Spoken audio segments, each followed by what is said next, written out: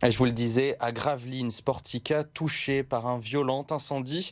La piscine et la salle du BCM n'ont pas été épargnées par les flammes.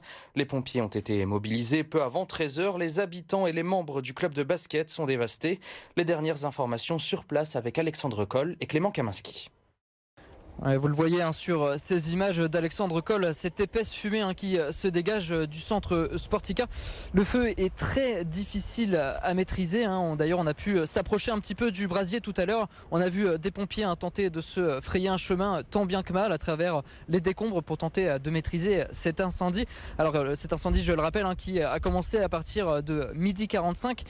Forcément, les dégâts sont impressionnants. La piscine et la salle du BCM Gravelines sont particulièrement touchés. C'est un vrai choc pour les habitants sur place qu'on a pu rencontrer. Certains étaient à table pour Noël et ont décidé de venir ici devant leur centre sportif pour voir de leurs propres yeux ces dégâts. J'y allais petite avec mon père voir les matchs de basket.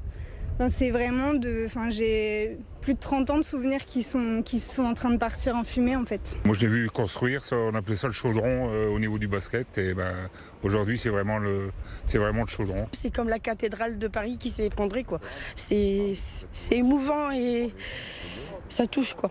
Et sur place, d'importants moyens sont mobilisés pour tenter de maîtriser cet incendie. Une dizaine de camions dont pompiers. Il faut dire que le site est encore assez instable et assez dangereux. On a pu entendre plusieurs détonations dues à des explosions de bouteilles de gaz. Alors selon nos informations, l'incendie aurait été provoqué par un incident technique. On n'a pas eu plus de détails pour l'instant, mais aucun blessé n'est pour le moment à déplorer. Et vous l'avez entendu, beaucoup d'émotions de la part des habitants, mais également sur les réseaux sociaux. Le BCM s'est exprimé et a remercié les pompiers mobilisés. De nombreux messages aussi et de soutien du monde du sport et du basket à destination du club gravelinois.